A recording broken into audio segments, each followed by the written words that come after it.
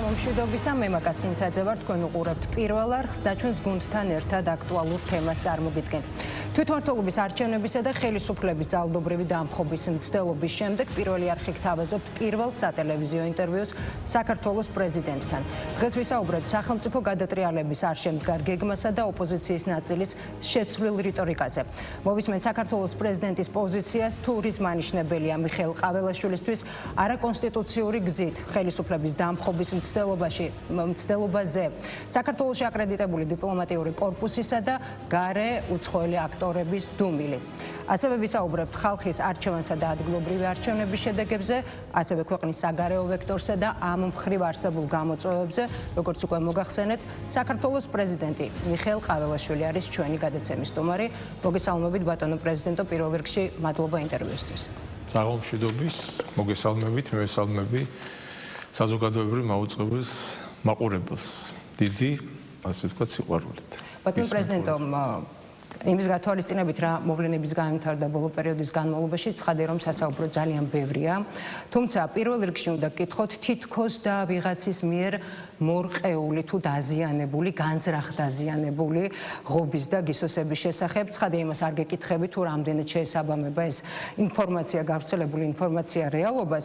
ყველაფერს ვუყურებდი და ვუსმენდით ამავდროულად, რა თქმა უნდა, პირდაპირ ეთერში. თუმცა მას შემდეგ რაც სახელმწიფო გადატრიალება არ შედგა, მათი გულშემატკივრებისგან შეფასებები რაც მოვისმინეთ იყო ის, რომ თითქოს გისოსები წინასწარ იყო გადახერხილი, წინასწარ იყო დაზიანებული და ფაქტი არის ის, რომ ისრები იყო მომართული თქვენსკენ და რომ პროტესტის მონაწილეები ამ შემთხვევაში არაფერ შუაში არ იყვნენ. ჩემი შეკითხვა მდგომარეობს შემდეგში.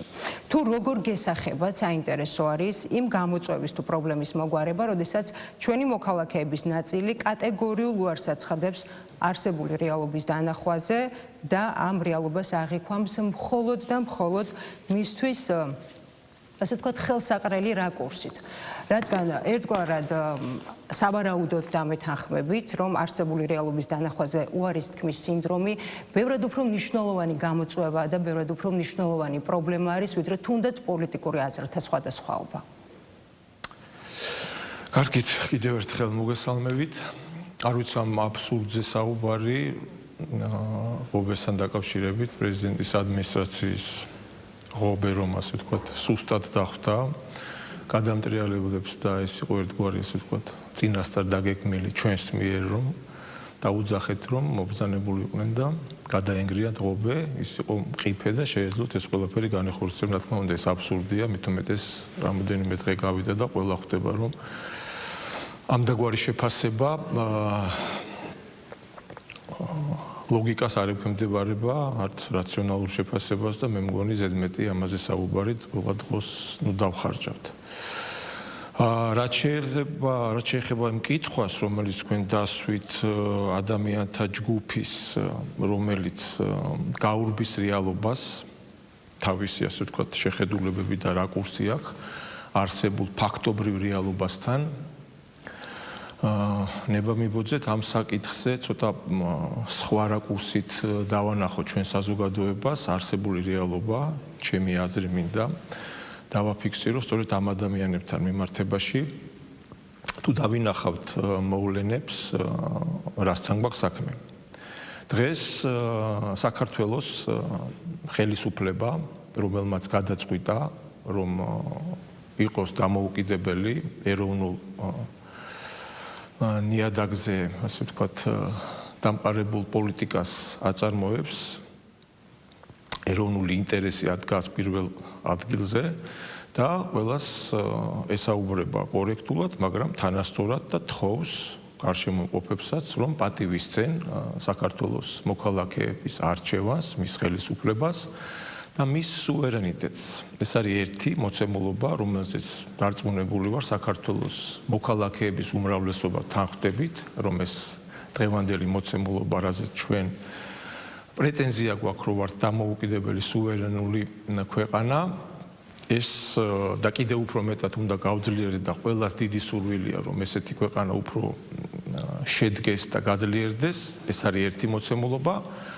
და სამწუხაროდ არის მოცემულობა, როცა ძალები, რომელსაც ჩვენ სხვადასხვა სახელებს ვარქმევთ, შეგვიძლია დავარქვათ Deep State ან გლობალური ომის პარტია, თუმცა ძალები, რომელიც ჩვენს ქვეყანას, ჩვენ სამშობლოს, ჩვენ სახელმწიფოს განიხილავენ როგორც პროექტს.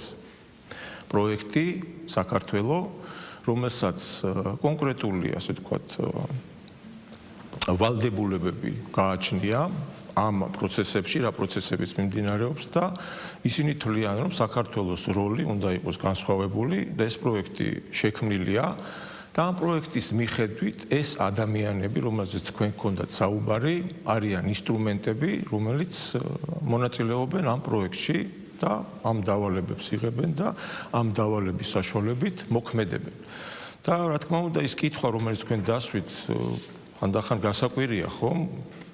ყველასთვის შეიძლება ცნობილი ადამიანი, ცნობადი სახეები, შეგვიძლია ვისაუბროთ წერლებზე, სხვადასხვა პროფესიის, მაგრამ ისეთ ადამიანებზე, რომელიც ნამდვილად არ უნდა უჭირდეს არსებული რეალობის აღქმა და შეფასება ისე როგორც არის, მაგრამ რადგან ის დამოკიდებულია და ინსტრუმენტად არის წარმოდგენილი და დავალებულია სწორედ ამ პროექტის შემქმნელებთან, ის იძულებულია რომ ასე მოექცეს. ეს ამ პრიზმით თუ შევხედავთ მოვლენებს, ალბათ ყველაფრის სახელის დარქმევა არ გაგვიჭირდება. ეს არის მოცემულობა, ორი მოცემულობა, ერთი სადაც საბედნიეროდ საქართველოს მოსახლეობის უმრავლესობა და ხელისუფლება ერთად არიან ამ პროცესში და თითქმის გათვითცნობიერებული ამ გამოცდილებიდან გამომდინარე ჩვენი მოქალაქეების უმრავლესობა და დგას ერთ მხარეს და იცავს სახელმწიფო ინსტიტუტებს, ეროვნულ ინტერესს და დამოუკიდებლობას და ასევე სურს, რომ მასთან ითანამშრომლონ მისმა პარტნიორებმა თუ კეთილისურველმა სახელმწიფოებმა. ეს არის ერთი მოცემულობა, მაგრამ არსებობს ეს პროექტი, რომელიც ახლა არ შექმნილა, წლები ეს პროექტი არსებობს და ამ პროექტის საშუალებით არსებობენ ჩვენთან ეს ეგრეთ წოდებული პოლიტიკური პარტიები, არასამთავრობო ორგანიზაციები. სწორედ აი ამ საკითხის და ამ თემის გაგრძელება არის ჩემი შემდეგი შეკითხვა. ჩვენ ყველანი თვეების განმავლობაში ფაქტი არის ვუყურებდით და ვუსმენთ, რომ პოლიტიკოსების ნაწილი, მედიის ნაწილი ეგრეთ წოდებული ექსპერტ ანალიტიკოსების, ხელოვნების სფეროს წარმომადგენლები, რომელიც თქვენც ახსენეთ, არასამთავრობო ორგანიზაციების წარმომადგენლები, მათ შორის ჟურნალისტები, ასევე სამღვდელოების ცალკეული წარმომადგენლებიც კი ჯერ აქტიურად უცხადებდნენ მხარდაჭერას, ეგრეთ წოდებულ მშვიდობიან დამხობას, რაც სინამდვილეში არის სახელმწიფო გადატრიალება ცხადია. მანამდე ასევე აქტიურად უცხადებდნენ მხარდაჭერას ტექნიკურ მთავრობას, რაც რეალურად ასევე სახელმწიფო გადატრიალების სინონიმია. მას შემდეგ კი რაც ეს ღონისძიებები ჩაიშალა, ნახეთ რომ ყველამ ერთმნიშვნელოვნად მოიხსნა პასუხისმგებლობა. უკვე ვისაუბრეთ რეალობის უარყოფის სინდრომზე, რის პარალელურადაც, რასაც ვუყურებთ, ვხედავთ უკვე ტოტალური უპასუხისმგებლობის სინდრომს. უფრო მეტი რომ გითხრათ აი ამ კონკრეტულ საკითხთან დაკავშირებით, როგორ უყურებთ პროცესს? თუ გავაგზავნებთ იმ პრიზმიდან ხედვას და თხოვ ჩვენ საზოგადოებასაც, რომ დააკვირდეს ამ მიმართულებით წარმოდგენილი, ასე ვთქვათ, პროექტი ძალებისა, რაზეც ჩვენ ვლაპარაკობთ, მათი მხრიდან, მათ აქვთ კონკრეტული ხედვა საქართველოსთან მიმართებაში, წარმოდგენილი პროექტი, რომელსაც კონკრეტული როლი აკისრია. და მეორე, რომელიც ჩვენ ვთქვით, რომ არსებობს ეროვნული ინტერესი და ხელისუფლება ხალხის მიერ არჩეული და ეროვნული ინტერესები, აქ მოხდა ინტერესთა კონფლიქტი ამ ორ მხარეს შორის. ის რომ საქართველოს რიგი, ასე ვთქვათ, ნაბიჯები უნდა გადაედგა და ამაზე თქვა უარი ჩვენმა სახელმწიფომ, ამის შემდეგ დაიწყო ამ პროექტის შემქმნელების მიერ მათივე ხელში არსებული ინსტრუმენტების გამოყენება სხვადასხვა ტექნოლოგიური საშუალებით. რომ დაუბრუნდეთ თქვენს კითხვას და საკითხს და ჩამოთვლილ, ასე ვთქვათ, ადამიანებს პროფესიის მიხედვით, ყველა თითქმის უმრავლესობა ნებსიტუნებული ჩართული არიან ამ პროექტის განხორციელებაში. და რადგან თანხმედრა ვერ მოხდა არსებულ ხელისუფლებას და სახელმწიფოს და საქართველოს შორის ამ პროექტის შემქმნელებთან, დაიწყო манипуляციები და ეგრეთ წოდებული ზეწოლა საქართველოს ხელისუფლებაზე მათ მიერ არსებული, ასე ვთქვათ, ბერკეტებით და ინსტრუმენტებით. რომ გავყვეთ პროცესს და თქვენ პრინციპში დაუბრუნდებით თქვენს კითხვას და ამ ადამიანების ქმედებებს, რომ პასუხისმგებლობას გავყვეთ აი ამ საკითხს, ხო მედიაში ვარ და ბუნებრივია რომ პროცესებს და ყველაფერს თვალს ვადევნებ. ძალიან ბევრი ადამიანი იყო აქტიურად ჩართული გადატრიალების ორგანიზებაში, პროპაგანდირებაში, მათ შორის ვიდრე მაგალითისთვის თუნდაც იგივე პაატა მანჯგალაძე ან თუნდაც ის ადამიანები, მათ შორის ახალგაზრდები, ვინც დღეს არიან დაკავებულები. დღეს ვხედავთ, რომ პაატა მანჯგალაძე არის ორგანიზატორთა შორის, სხვა ადამიანები, მათ შორის ახალგაზრდები, აღმოჩნდნენ ციხეში. ვინც ეს ყველაფერი დააორგანიზა, უნდა შევეხოთ აუცილებლად მათ და აი ამ ყველაფერს შთაბერა, ასე ვთქვათ, სული. მათ ერთგვარად ჩაიცვეს თეთრი ხელთათმანები, გაემიჯნენ ცალსახად პროცესს და ისევ მსჯელობენ, თითქოს არაფერი მომხდარა. აუცილებლად დავალ იმ ასე ვთქვათ პიროვნებამდე და იმ ადამიანთა ჯგუფამდე, ვინც უკვე შემსრულებლები არიან ამ დაკვეთების, მაგრამ აუცილებელია რომ კიდევ ერთხელ გავიმეორო და ამ კუთხით შეხედოს ჩვენმა საზოგადოებამ. დარწმუნებული ვარ, ჩვენი საზოგადოება იმიტომაც არის დღეს მომზადებული და ძლიერი, იმიტომ რომ კარგად არის ინფორმირებული ჩვენი მხრიდან თუ რა მოვლენებს ჰქონდა ადგილი ჯერ კიდევ 3 წლის წინ, როცა უკრაინაში ომი დაიწყო. როცა მე ეს გავმიჯნე ხა და დავანახე საზოგადოებას, რომ ეს ორი მხარე პროექტის შემქმნელები და აქეთ ქართული სახელმწიფო ეროვნულ ინტერესებზე, ასე ვთქვათ, ეროვნულ ინტერესების დამცველი ხელისუფლებაა და ხალხის მიერ, ასე ვთქვათ, მხარდაჭერილი, რადგან მოხდა ინტერესთა კონფლიქტი, პირველი კონფლიქტი როდის მოხდა? ესეც ფაქტობრივად რომ გავყვეთ თემებს, პირველი კონფლიქტი იყო, რომ არც დაუმალავთ სხვათა შორის და ესეც აღსანიშნავია, რომ ეს არ იყვნენ მედია საშუალებები და ეგრეთ წოდებული ექსპერტები თუ სხვა დანარჩენი. პირდაპირ მაღალი თანამდებობის პირები, ეს იყო პრემიერ-მინისტრი, მაშინდელი პარტიის თავმჯდომარე და იმ ადამიანების განაცხადია, რომ სწორედ ამ ძალების მხრიდან იყო ზეწოლა, რომ საქართველოს უნდა ჩართულიყო იმ პროცესებში, პროექტის განხორციელების, რაც ამ პროექტით ევალებოდა ჩვენს ქვეყანას, რაზეც ჩვენ უარი განვაცხადეთ და ამის შემდეგ დაიწყო ზეწოლა. ზეწოლა დაიწყო ვისი საშუალებით? აბა გავიხსენოთ, როცა უარი ეთქვა ამ ძალებს, რომ ჩვენ ამას არ გავაკეთებთ, იმიტომ რომ ჩვენ რამოდენიმე ომი გამოვიარეთ და შეუძლებელია და ჩვენ გავნადგურდებით, ამის საპასუხოდ დაიწყო მათი ბერკეტების გამოყენება და ვინ იყვნენ ეს ბერკეტები? ეს ბერკეტებია ეს ადამიანები, ვიზეთ თქვენ საუბრობთ, რომელიც მუდმივად გამოდის და აპროტესტებს და რას აპროტესტებს. დღეს ხო შეგვიძლია, უკვე 3 წელი გავიდა, ხო? დღეს ხო შეგვიძლია კითხვა დავსვათ, მაშინ რას აპროტესტებდა ეს ადამიანები, როცა ომის დაწყების შემდეგ გამოვიდა პარლამენტის წინ საკმაოდ დიდი რაოდენობა ადამიანების და ითხოვდნენ რას? საკუთარი ხელისუფლებისგან. ამას გულისხმობ. ეს იყვნენ მომღერლები, მედიცინის მუშაკები, მასწავლებლები, პროფესორები, სპორტსმენები, კულტურის მუშაკები. ეს ადამიანები, ვინც დღეს პროტესტის ქვეშ არის, ხო? ერთად გაერთიანებული. იგივე ადამიანები მაშინ გამოვიდნენ და ითხოვდნენ რას? ეს აუცილებლად მნიშვნელოვანია და ვიცოდეთ, რომ არ დაგვავიწყდეს. რას ითხოვდნენ მაშინ საქართველოს ხელისუფლებისგან? ითხოვდნენ რას? პირველი რომ მოხალისეები გაგვეშვა, ხო? და შემდეგ სანქციებს შევერთებოდით. განვიხილოთ, ხო, მოხალისეების გაშვება ნიშნავდა თუ არა ომში ჩართვას პირდაპირ მნიშვნელობით.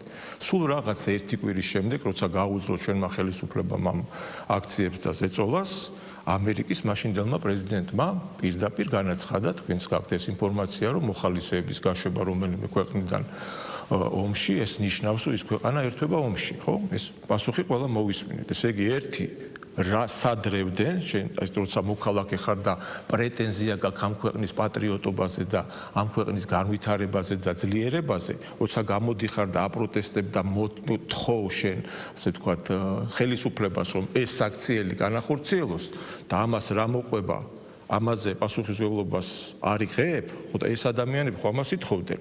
ეს იყო ერთი მოთხოვნა. მეორე მოთხოვნა იყო სანქციებთან შეერთება.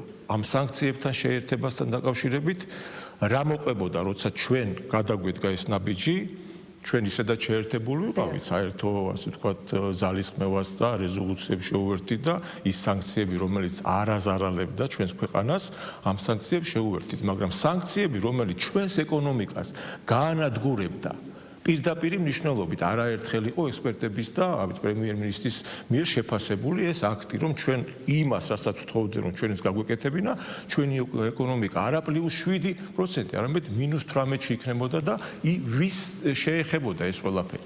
და როცა პატრიოტობაზე და ამ ქვეყნის სიყვარულზე გაქვს საუბარი და როცა გამოდიხარ ამ აქციაზე და ამას თხოვ შენ ხელისუფლებას რა გიწოდო შენ და რადგან ჩვენ ეს ყველაფერი ვიცოდით წინასწარ, რადგან ჩვენ ინფორმაციები გვქონდა კულუარული რომ ეს ზეწოლა იმიტომ ხორციელდებოდა რომ ჩვენ თქვით უარი და სწორედ ეს ადამიანები არიან ინსტრუმენტები ამ ყველაფრის გამოყენების აქ გვაქვს საქმე მაგრამ ამასთან გვაქვს დღესაც იგივე ხალხთან გვაქვს საქმე და დღესაც იგივე დაკვეთებთან ეს ინტერესთა კონფლიქტი ჯერჯერობით კიდე მიმდინარეობს ჩვენ არ ვიხებთ უკან და შეუძლებელია ჩვენ რომ უკან დავიხევთ, იმიტომ რომ ჩვენს უკან სამშობლოა, ეროვნული ინტერესია და შეუძლებელია ჩვენი მხრიდან განსხვავებული პოზიციების, ასე ვთქვათ, გაჟღერება და განხორციელება. ეს ძალიან მარტივად შესაძლებელია, მაგრამ საზოგადოებას თხოვ რომ აი დააკვირდეს ამ პროცესებს. რა სითხოვდა მაშინდელი deep state-ი დავარქვათ პირობითად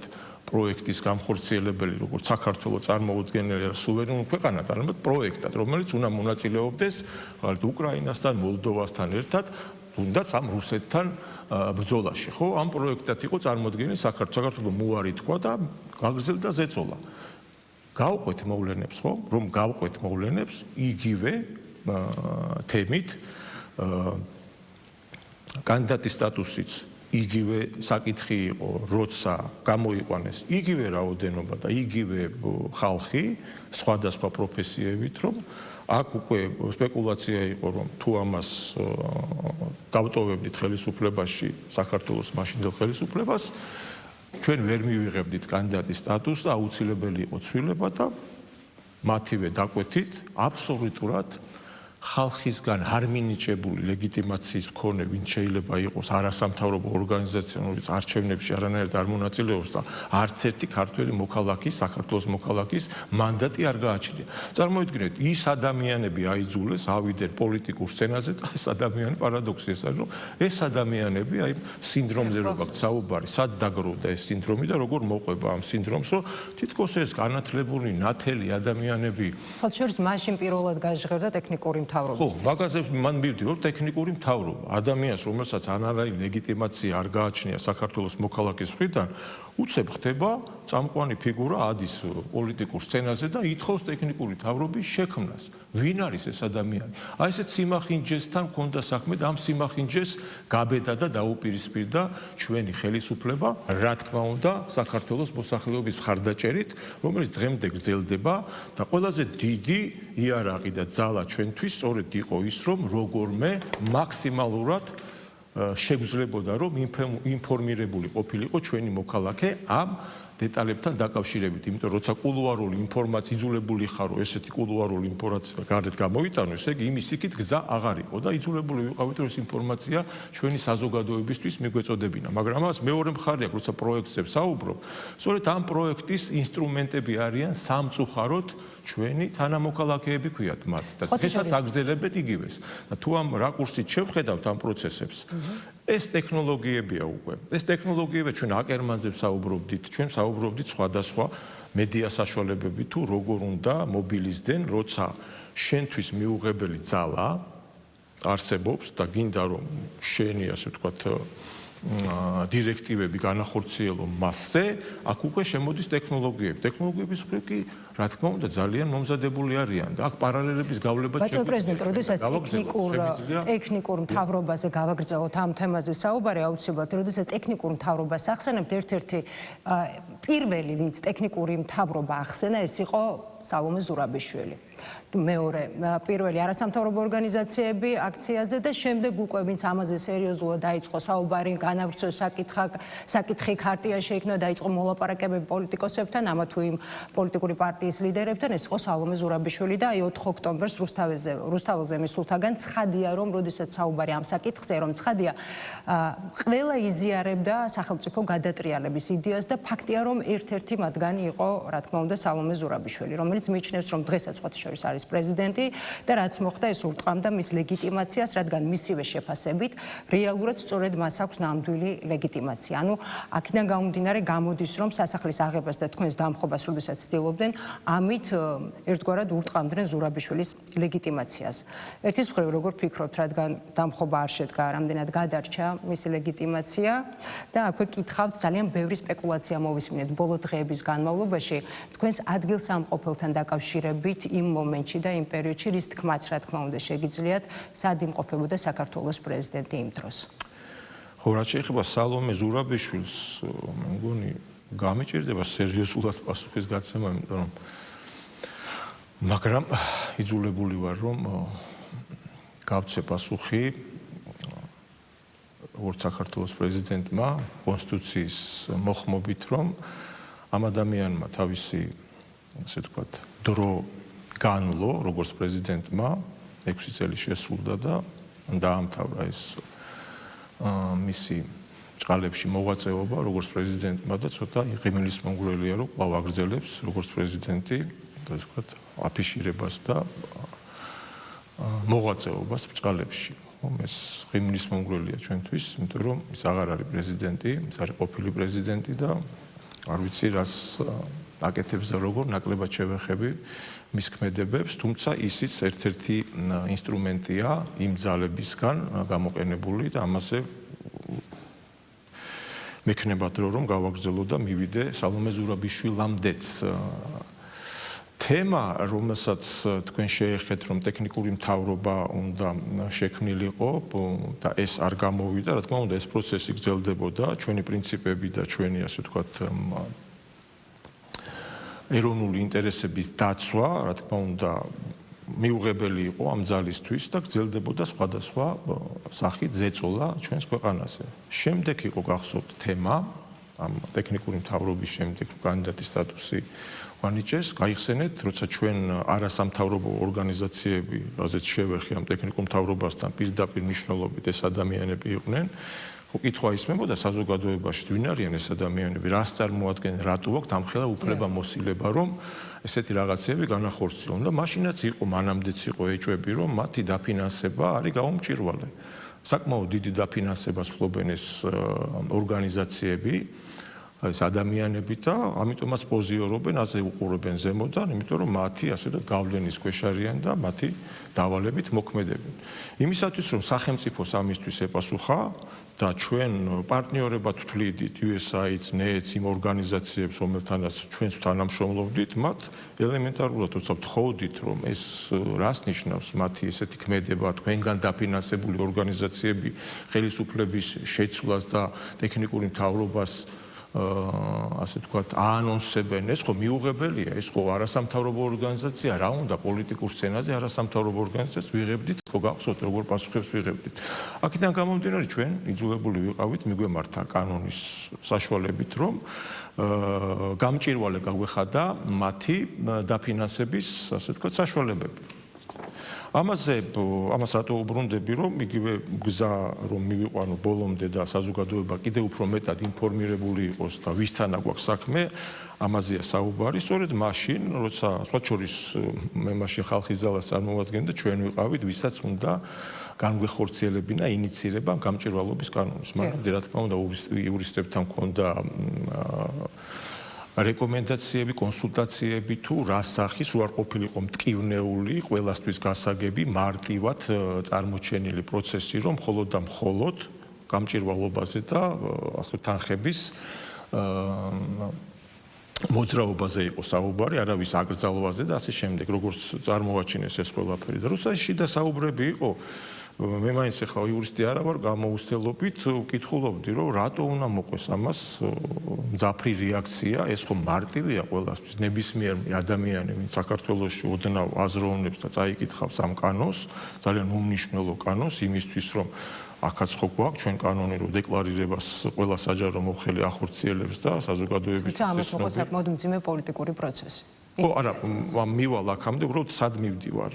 რატო არის მნიშვნელოვანი პროექტი და იმ ძალების, ასე ვთქვათ, მონაწილეობა, რასთან აქვს საქმე უბრალოდ, რატომ მივდივარ ამ კანონთან მიმართებაში. როცა ეს კითხვა დავსვი, პასუხი იყო ორაზროვანი, რომ შეიძლება დიდი ვნებათაღელვაც მოყვეს, მაგრამ ამის არავის არ ეჯერა. ვიდრე ამ კანონის ინიცირებას ჩვენ მოვახდენდით, ზარით, ასე ვთქვათ, გზავნილი უკვე იყო ამ ერთ-ერთი, ასე ვთქვათ, ამერიკის საელჩოს წარმომადგენლის, რომ დავალებაა, რომ არაფრის დიდებით არ მიიღოთ ეს კანონი, თორემ ჩვენ ამ კანონს დავარქმევთ რუსულს და ჩვენ გავაკეთებთ მობილ. ბატონო? ზარი ვისთან იყო ზარი? ვისთან? ზარი იყო ხელისუფლებასთან, რა თქმა უნდა. მართლ პარტიასთან კონკრეტულად ეხლა მაგდენი ინფორმაცია, მაგრამ ეს არა ეს ცნობილი არც დაუმალავს კაც ამ ადამიანს გახსოვთ ხო ქალბატონი დეგნანი მე გამოვიდა და თავად განაცხადა ეს ყველაფერი ეს ხო დეგნანი ეს ხო დამალული არ იყო რა თქმა უნდა ეს ხო დამალული არ იყო თავად გამოვიდა მე იზოლებული იყო რომ თავად განეცხადებინა იმდენად მიუღებული იყო მათთვის ამ კანონის დეგნანის სატელეფონო ზარი პრემიერ-მინისტრის სატელეფონო ზარი თუ გზავნილი ეს ხა დაზუსტებით დეტალებში შევალ არ ვიცი ზუსტად ეს მაგრამ გზავნილი რომ იყო ვიდრე ჩვენ ამის ინიცირებას განმახორციელებდით მაშინ გამიკვირდა რომ რას ნიშნავს რუსულს აარქმევდა კანონმდებლებს და პარლამენტის წევრებს ნუ თუ არა გვაქვს უფლება დავაინიციროთ ჯერ ხო მიღებამდეც არ მისულვარ დავაინიციროთ განხილვაში შევიდეს ეს რაღაც უმნიშვნელო კანონი ამაზე იყო ჩემი აღშფოთება და განცვიფრება ამაზე ვსაუბრობ ახლა მე რასთან მქონდა საქმე და ამას მოყვა ის რომ ჩვენ ამას შევეწინააღმდეგებთ და ყველა ჯგუფს გავაერთიანებთ თქვენს წინააღმდეგ და პრინციპში თუ გადავავლებთ მოვლენებს რატო ვიხსენებ ამ ყველაფერს რომ ჯერ კიდევ და სწორედ ასე მოხდა ინიცირებას როცა მოვახდინე და პირველი ადამიანი რომელიც ბრიფინგზე დავდექი მაშინდელი ადმინისტრაციის პრეს-სპიკერი ამერიკის ნეტ პრაიზი იყო თუ არ ვსწრები პირდაპირ დამხვდა მათი მედია საშუალებებით უკვე ინფორმაცია რომ უკვე შეფასებული იყო ეს კანონი რუსული და ვთხოვდნენ უკვე რომ გავიწვიოთ უკან არ დავაინიციროთ რადგან ეს არის რუსული კანონი და ამას დიდი წინააღმდეგობა მოყვება გესმით რასთან გვაქვს საქმე ეხლა რა იყო ეს კანონი ვინმე შეიძლება ან მაშინდელმა პროტესტანტებმა ან საზოგადოების არ ვიცი წარმომადგენლებმა ექსპერტებმა მედია საშუალებებმა აგვიხსნან თუ რა იყო იქ მიუღებელი რაზე იყო საუბარი ჩვენ რამდენიც გვახსოვს პროცესს მაშინ ამბობდნენ რომ ჩვენ შინაარსში არ შევდივართ და ეს კატეგორიულად მხოლოდ ამას ამბობდნენ სწორედ მანდ მივდივარ მაკა უყურეთ დააკვირდით ეხლა ეს ადამიანები პრეტენზია აქვთ ხო ცოდნაზე განათლებაზე თავისუფლებაზე კრიტიკულ აზროვნებაზე შემდეგ თქვენ წარმოიდგინეთ როცა ესეთი ადამიანები ინსტრუმენტები არიან რა დღეში ჩააგდეს გამოდიოდნენ საზოგადოების წინაშე და რა საუბრობდნენ რომ არ შევიდეთ შინაარსში კანონზეა საუბარი ხო ჯერ განხილვაზეა საუბარი ხო კითხვის დასმაზეა აი სტუდენტებთან როცა ფილოსოფოსები ქვია ზოგიერთს მათ წარმომადგენლებს ფილოსოფოსობად მოაქვთ თავი ხო პირველი რა არის ახლა დეკარტს და ჰეგელს და კანტს ასწავლიან და კრიტიკული აზროვნება და კითხვის დასმა მთავარი საკითხია ხო ფილოსოფიაში რომ რაც არ უნდა ჭეშმარიტებისკენ მიდიხარ მაინც რაღაცა უნდა მოძებნო რომ იქნებ კიდე არსებობდეს რაღაც და თქვენც არ მოიდგინეთ ეს ადამიანები ისე განაწყვეს რომ კითხვის დასმის უფლებაც არ მისცეს კითხვა არ უნდა დასვა მსჯელობაში არ უნდა შეხვიდე ეს ხო მოცემულობა იყო იქნებ რა წერია შეიძლება ახალგაზრდას მოუწოდო რომ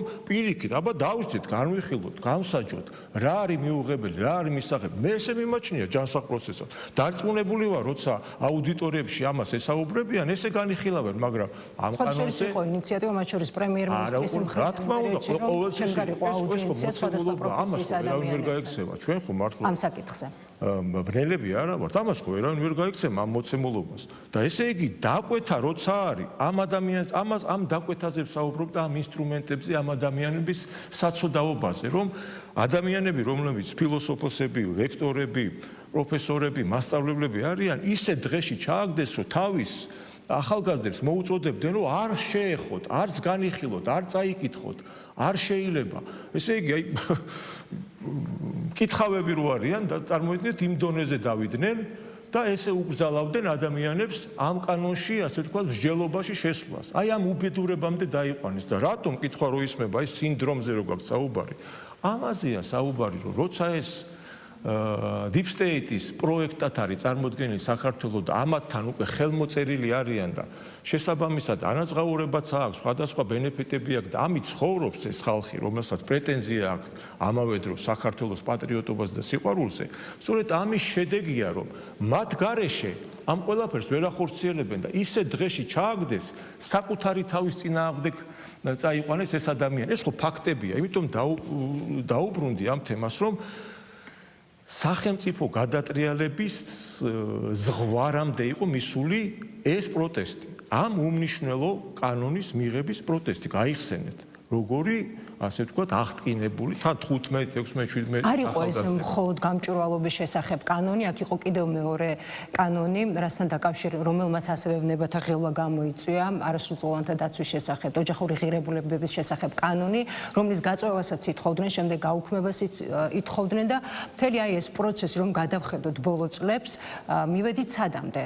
ბატონო პრეზიდენტო, 4 წლის განმავლობაში ვნახეთ რევოლუციის მოწყობის მეხუთე მცდელობა, ხუთი მცდელობა, პრემიერ-მინისტრმა განაცხადა, რომ მმართველი გუნდი მეექვსე მცდელობას უკვე აღარ დაუშვებს და რომ გავყვეთ ერთგვარად ბოლო პერიოდში განვითარებულ მოვლენებს ქრონოლოგიურად.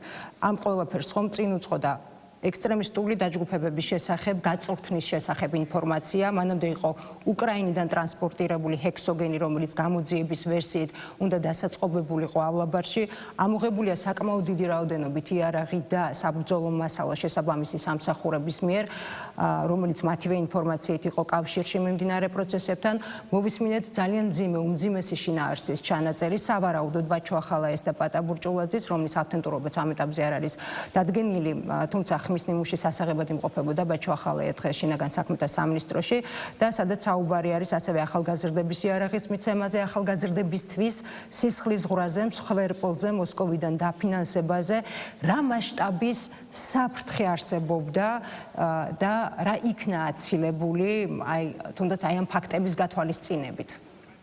მადლობა. ეს მხოლოდ ამ ორი კანონის გამო არ ხდებოდა. ხუთი რევოლუცია ავიცილეთ. სამს უკვე შევეხე, ხო? ეს სამი რას მოყოლოდა და როგორ გაუძლოდა მედგრად დადგა ჩვენი სახელმწიფო და საზოგადო გაცნობიერებულ საზოგადოება, ვისაუბრეთ, ხო? პირველი უკრაინის ომთან დაკავშირებით, მერე ტექნიკური მთავრობა, ეხლა გამჭვირვალობის კანონი და შემდეგ ეს ეტაპებია, რომელსაც ეს ძალა რომელსაც პროექტად წარმოუდგენია ჩვენი ქვეყანა, ეს ინსტრუმენტები, რომელზეც თქვენ საუბრობთ და საშუალებები იმის თუ როგორ გაანეიტრალონ და დაამარცხონ საქართველოს ხელისუფლება, ეს არის მეთოდები, რომელზეც თქვენ საუბრობთ ახლა. როცა არ გამოვიდა ერთი, არ გამოვიდა მეორე, არ გამოვიდა მესამე, მეოთხე იყო არჩევნების გზა და აქვე იყო ჩემი წინამორბედის უკვე მისი გამოყენების საკითხი. და ეს თლიანად ეგრეთ წოდებული რადიკალური ოპოზიციას ნამდვილად ვერ დავარქმევ, რომ ამ პროექტის ნაწილია ეს ხალხი, ეს პროცესები იცვლებოდა თავისთავად, იმიტომ რომ როცა წინააღმდეგობა ხდება და ძალიან ასე ვთქვათ მყარად დგას ხელისუფლება და ეს ინტერესთა კონფლიქტი ჯერ კიდევ გრძელდება, მე მაშინდელ ასე ვთქვათ ამბებს ვიხსენებ, ჯერ კიდევ მაშინ ბაიდენის ადმინისტრაცია და ეს ევრობიუროკრატია ერთ ხმაში მოქმედებდნენ საქართველოს წინააღმდეგ და ეს ძალები, რომლებიც აქ არიან გაერთიანებული, პარალელის გავლებაც მინდა სხვათა შორის, რომ მივდივართ არჩევნებამდე, ხო? არჩევნები, რომელიც 24 წელს იყო, შემდეგ, რა თქმა უნდა, შემდეგი ეტაპი იყო უკვე არჩევნებთან დაკავშირებით, რომ როგორც არჩევნებთან მოეხერხებინათ, რომ მომხდარიყო საქართველოს ხელისუფლების ცვლილება. აქ დარაზმა ეს თავის ინსტრუმენტები, თავის საფარქვეშ მყოფი ძალები საქართველოში ამ ეგრეთ წოდებულმა Deep State-მა, ხო? აღარც არის დასამალი, იმიტომ რომ ეს ძალები არიან, რომელიც მართავენ ამ ქვეყნებს. და მარტივი ასევე შეფასება, რომ ანალოგიური ტექნოლოგიები გამოიყენება იმ ქვეყნებშიც, მაგალითად სლოვაკეთის პრეზიდენტთან ჰქონდა შეხვედრა და ერთ-ერთი არის სწორედ იმ ადამიანების დამოკიდებულება, რომელიც ამ ძალებს ექვემდებარებიან იქაც ოპოზიციაში, ახსოვს ფიცოცსაც კი ასე ვთქვათ მოკლა დაუპირეს, იქამდე მივიდა ეს პროცესი, იმდენად არის გართულებული, როცა შენ წინააღმდეგობაში მიდიხარ ამ ძალასთან, მეთოდები ერთი და იგივეა, ასე ვთქვათ, პროფესიის, ადამიანების ჩართულობა და ერთი და იგივე ტექნოლოგიებით, მედია საშუალებებით, სპიჩებით, რა არის წარმოდგენილი, რას უყურებთ ახლა ჩვენ, რომ რას ეხება ეს ტექნოლოგიები, რომ არჩევნებთან დაკავშირებით ისედაც, რომ ესეც ხო ცნობილია, ხო? უნდა გაანადგურო მოწინააღმდეგე. მარტივი შეხედულებებია, ხო? ვინც არ უნდა იყოს პრემიერ-მინისტრია, პრეზიდენტია, არსებული ხელისუფლება, ამისევე შემდეგ, რომ პიროვნებად არ უნდა ინსტიტუციაა, ხო? აი პოლიციელებზე გაიხსენეთ პოლიციელებზე შეურაცხყოფები, მისი ომონად მოხსენიება, ცდელობა იყო, რომ ძალაც ეხმარათ და მე ესაუბრათ, რომ დავაჩმორეთ. ეს ისეთი მეთოდებია, სადაც მოხდა ამ საშუალებებით განხორციელება, ხელისუფლების ცვლილება. ჩვენთანაც იყო 2003 წელი, რაც შორის ვახსენე მე მანამდე. იქ ეს ყველაფერი შესრულდა, იმიტომ რომ სუსტი იყო ხელისუფლება, სუსტი იყო ინსტიტუციები და ამ საშუალებებით მოხდა ცვლილება ხელისუფლების. ასევე იყო სხვადასხვა ქვეყნებში იგივე მეთოდებით, მაიდანს ხშირად თვითონაც არ მალავენ, რომ მაიდანს ხშირად ახსენებენ თითქოს რევოლუციურ პროცესებს, იმიტომ არის სიტყვათა წყობა გაუგებარი ადამიანების რომ მშვიდობა და დამხობა, იმიტომ რომ ერთად უნდა იყოს წარმოდგენილი, რომ ხალხს კონდეს გამჟდარი, რომ გასაგებია მშვიდობით თითქოს ესე ზედაპირულად უნდა წარმოაჩინო, მშვიდობით აკეთებ ამ ყველაფერს, მაგრამ კულუარულად ძალის გარეშე ეს ყველაფერი ვერ განხორციელდება. აი ამ მასშტაბის საფრთხე არსებობდა და ეს ავიცილეთ ამ მაიდნის საფრთხე არსებობდა. რა თქმა უნდა, სულ არსებობდა, აი ომის დაწყების შემდეგ ეს ინფორმაციები ჩვენ ხშირად ბრიფინგებს უძღვნიდით და ამ ინფორმაციებს ვასახელებდით. ეს მუდმივი ზეწოლა, მუდმივი მცდელობები ამ ტექნოლოგიების საშუალებით, ამ პიროვნებების საშუალებით მუდმივად არსებობს, მაგრამ აქ რადგან მე აქ მაქვს საშუალება მინდა რომ მადლობა გადაუხადო ჩვენს ხელისუფლებასაც, განსაკუთრებით სამართალდამცავ ორგანოებს, უსაფრთხოების მსახურის წარმომადგენლებს, ყველას, ვინც ყოველდღიურ რეჟიმში არის ჩართული ამ პროცესებში და აღკვეთა არაერთი ამდაგვარი ფაქტი. და სწორედ ყველაზე მეტად მინდა ჩვენს ხალხს გადაუხადო მადლობა, იმიტომ რომ ყველაზე კარგად მათ გაიგეს თუ რასთან აქვს საქმე და პირდაპირ მოცემულობა სად დგას საქართველოს ეროვნული ინტერესები და ვინ წარმოადგენს გარე ძალებს და პროექტს როგორც საქართველოს ვინმესთვის ასე ვთქვათ გასაყიდს, მისაყიდს და ასე შემდეგ. ეს მარტივად აი ხარ მე რაც ავხსენი ინტერვიუს დასაწყისიდან მოყოლებული და ფაქტებით ვამაგრებ ამ ყველაფერს, ძალიან ადვილად შესამჩნევია ეს პროცესები და ეს პროცესები გრძელდება. იმიტომ გვიკვირს, რომ ეს სინდრომად ჩამოუყალიბდა ადამიანებს, რომელიც დღეს ქუჩაში გამოდიან, ხო გახსოვთ ახლა არჩევნებთან მიმართებაში მათი პროტესტი, ხო? გაყალბდა, ჯერეთი რა გაყალბდა ყველამ ამ ქვეყანაში მაცხოვრებლებმა ძალიან კარგად ვიცით, ხო? რამდენი მე თვითონაც პიროვნულად ალბათ 10 არჩევნები გამოვიარე. ხო ვიცით, როდის როგორ ტარდებოდა არჩევნები და როგორ პროგრესირებს წლიდან წლამდე და ერთ-ერთი გამორჩეული არჩევნები იყო 24 წლის 26 ოქტომბრის. ერთ-ერთი გამორჩეული არჩევნები ტექნოლოგიურადაც და ხალხის ასე ვთქვათ დასწრებით და შემდეგ, მაგრამ რადგან პრეზიდენტის რომ ის პარტიები, რომლებიც გაყალბებულს ეძახდნენ 2024 წლის არჩევნებს და იმ პროცესებს თუ გავიხსენებთ, რაც მაშინ ხდებოდა რა განცხადებებიც კეთდებოდა ამა თუ იმ პარტიების მხრიდან, ის პარტიები დღეს უკვე აღიარებენ 2025 წლის თვითმმართველობის არჩევნებს და იგივე პრინციპით ჩატარებულ არჩევნებს, რაც მთავარია, იგივე ცესკოს სახელმძღვანელობის და ადმინისტრირების პირობებში და აპირებენ საკრებულოს. რა თუ აღიარებენ? ცხადია, თქვენ როგორ ფიქრობთ? რა თქმა უნდა, ბებადება ეს. გარედან მისცეს მათ უფლება, რომ თქვენ ახლა შეგიძლიათ რომ შეხვიდეთ. ეს იყო მუდმივად მუსირებდა ეს აზრი, რომ მათი მართვის, ასე ვთქვათ, პროცესი ჩვენ ხო გვაქვს ინფორმაციები, ეს არ არის დამალული. მე ახლა ბევრი სკმა შემიძლია სხვა შორის, როგორც პრეზიდენტს ცოტა ამ ვარაუდებზე საუბარი გამიჭირდება, მაგრამ მაშინ, როცა პარლამენტის წევრი ვიყავი და ხალხის ზავრის წევრი, ღიად საუბრობდი ამ წინასწარ საუბრობდი სხვათა შორის, ერთმანეთთან ძალიან დაპირისპირებული იყო გახარია და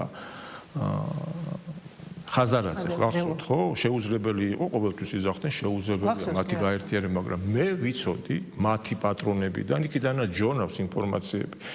რომ ეს აუცილებლად მოხდებოდა. ასევე იყო სალომე ზურაბიშვილთან დამოკიდებულებაში, რომ მის უნდა გამხდარიყო ამ რადიკალური ფრთის ლიდერი და მის გარშემო უნდა, ასე ვთქვათ, ალტერნატიული მთავრობის შექმნა და შემდეგ.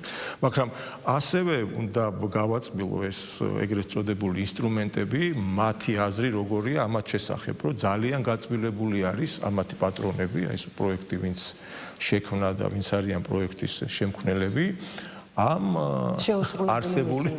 არსებული ეგრეთ წოდებული ოპოზიციის წარმომადგენლებით იმდენად უსუსურები არიან, ვერაფერს ვერ ასრულებენ, ვერც ერთი დავალება ვერ შეასრულეს, ესეთი დამოკიდებულებით არიან და ეძებენ სხვადასხვა საშუალებებს თუ როგორ მოხდეს არსებული ხელისუფლების განეიტრალება. აი თქვენ კითხვას დაუბრუნდეთ, რომ ეს მცდელობები, რომელიც შეცვლილია სხვადასხვა სახეს იღებს და სხვადასხვა მიმართულებით ხდება, სწორედ იქიდან გამომდინარეა, რომ ვერ ერევიან ჩვენ სახელმწიფოს, ესენი არიან ძალიან უსუსურები, სუსტები და წარმოუდგენად მათთვის კიდევ უარესია შეფასება, მე ხა ვერ ვიტყვი პირდაპირ ეთერში, როგორ აფასებენ მათ სისუსტეს, მაგრამ ეს არის რა თქმა უნდა, ეს არის მოცემულობა, მაგრამ რადგან ეს ინტერესთა კონფლიქტია და ჯერ ომი მიმდინარეობს და ჩვენ შორის ეს ვერ დაალაგდება და ჩვენ არ გავაკეთებთ იმას, რომ დავაზარალოთ ჩვენი ქვეყანა და ჩვენი ეროვნული ინტერესი და მათ პროექტის განხორციელება ნიშნავს სხვა დამოკიდებულებას და ჯერ კიდევ არის ეს ინერცია, რომ განხორციელდეს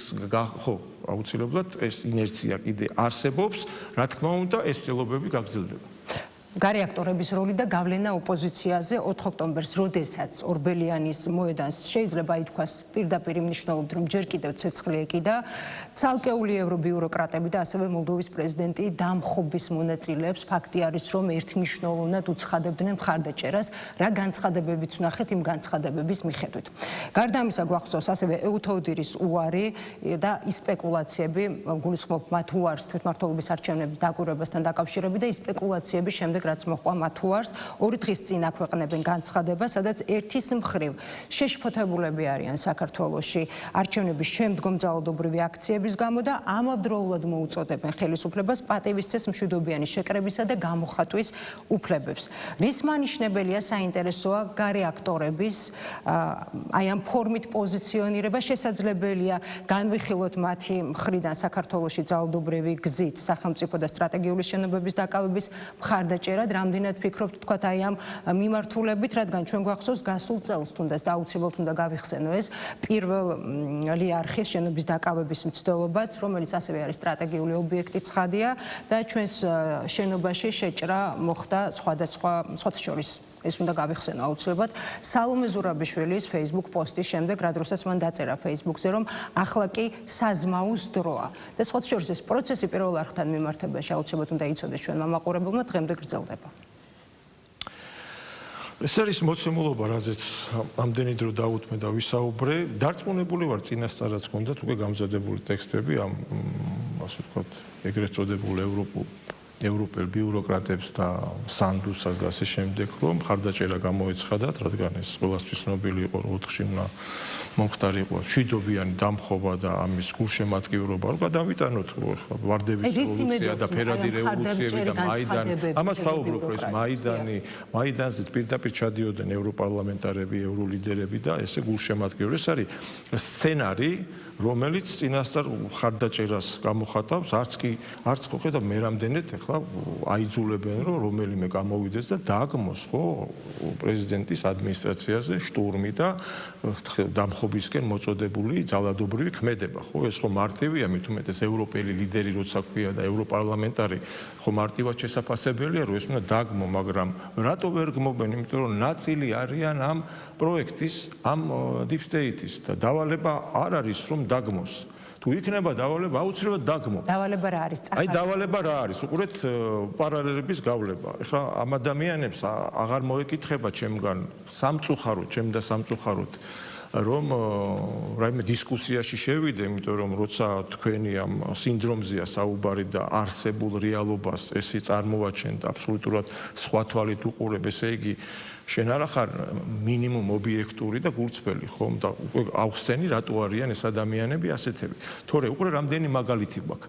როცა სანქციებზე იყო საუბარი, ეხლა დღითი დღე, ყოველ დღე ვრცელდება ინფორმაცია თუ როგორი, ასე ვთქვათ, ურთიერთობაა ევროპული ქვეყნების, ევროკავშირის ქვეყნების რუსეთთან, ხო? 40%-ამდეა გაზრდილი თუ არ ვწდები საფრანგეთის ეს ენერგო ვაჭრობის თემებია. ლატვია, რომელიც მისი დეპუტატები აქ ჩამოდიოდნენ და პირდაპირ ერეოდნენ ჩვენს შიდა საქმეებში, ლატვიის ექსპორტი, ასე ვთქვათ, სასმელების გაზრდილი ამ ომის წლებში რუსეთთან მიმართებაში, ხო, ეს უნამუსო ადამიანები ერთი კითხვაც ვერ გაბედეს. აი აქ წარმოდგენილმა გინდა ოპოზიციის, გინდა არასამთავრობო, გინდა ჩვეულებრივი მოქალაქეების ან იუთუბერები, არ ვიცი ვინც არიან ამათი მეხუთბეები.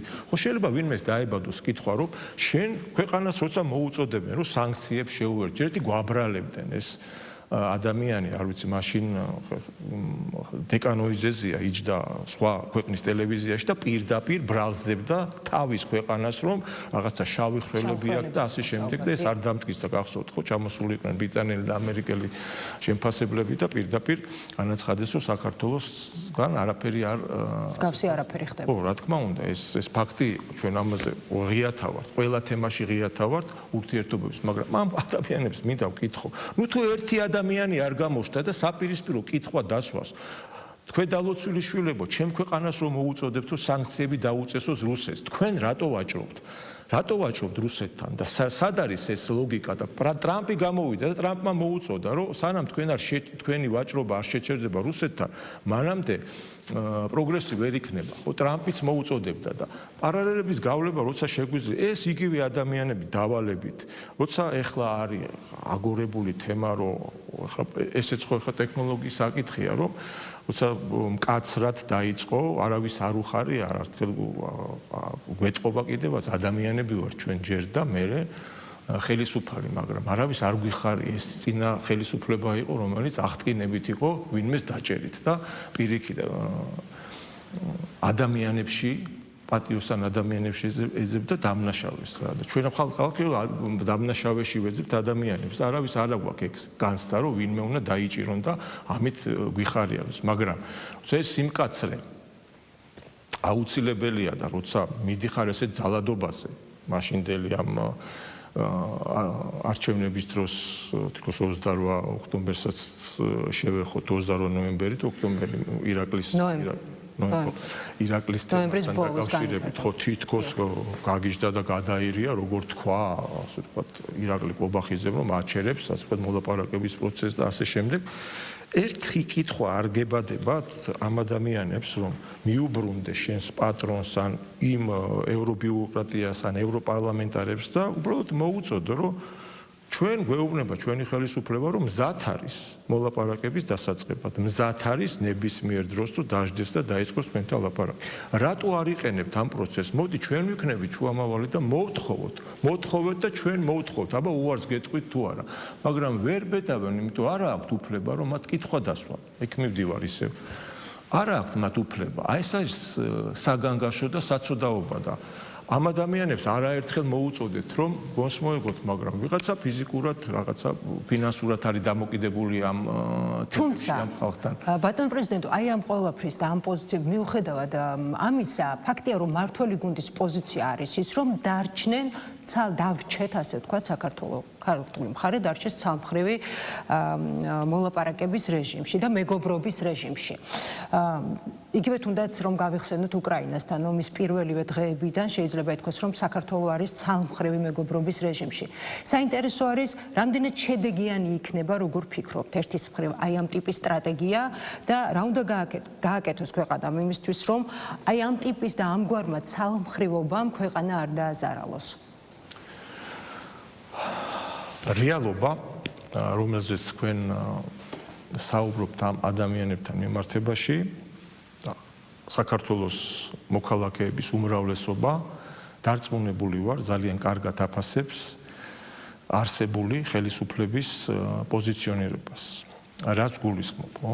ეს არის გრძელვადიანი პროცესი ჩვენი ქვეყნის გაძლიერების და განვითარების და მუდმივად მოყვავს საერთაშორისო რეიტინგები თუ სხვადასხვა სფეროების მიხედვით, როგორ პროგრესირებს ჩვენი ქვეყანა. ეს მიზანმიმართული, თანმიმდევრული პოლიტიკაა ჩვენი მხრიდან და როცა ეს მოვლენები ახლა მე მოვყევი და არ წარმოგვიდგენია ჩვენ ევროკავშირი რაღაც ერთიან პოზიციად ჩამოყალიბებული, იმიტომ რომ ხარ ევრობიუროკრატია, არის ქვეყნები, მაგალითისთვის შეიძლება მოვიხმოთ, რომ ცვლილებები მოხდა მაგალითად ჩეხეთში, იბრძვიან თავისი ეროვნული ინტერესებისთვის, თუნდაც პოლონელები, მაგრამ უნგრელები, სლოვაკები, ნელ-ნელა ეს, ასე ვთქვათ, სუვერენიტეტის თემები, ეროვნული ინტერესის თემები, ნელ-ნელა წინ არის წამოწეული. ამას რა თქმა უნდა, დიდი გავლენა მოხდა მას შემდეგ, რაც ამერიკის შეერთებულ შტატებში გაიმარჯვა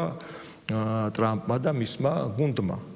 აქედან დაიწყო ეს პროცესები, მაგრამ ეს ჯერჯერობით ძალიან ძლიერი ძალაა, რომელზეც ჩვენ საუბრობ Deep State-ზე, რომელსაც უდიდესი გავლენები აქვს თვითონ შიგნით ევროკავშირში და ეს პროცესები მიმდინარეობს. ჩვენი იარაღი რა არის, რომ ჩვენ ამითა ვარ ძლიერები, რომ საკმაოდ მაქსიმალურად ვცდილობთ ინფორმაციის მიღებას, მომზადებული ხვდებით ყველა გამოწვევას და ეს პროცესიც გამარჯვებულის ხებჭალებში ვიტყვი, მაგრამ ესეა წარმოუდგენელი, რომ გამარჯვებულის კუთხიდან, რა თქმა უნდა, ჩვენ ვიცით მათი ქმედებები რა იქნება, რა იყო და რა გამოწვევებია და ჩვენ გვჯერა, ჩვენ ვიცით, რომ ევროკავშირის ეს ბიუროკრატია არ წარმოადგენს ევროპას და იმას რისკენაც ჩვენ ყოველთვის მივილთვოდით, ხო?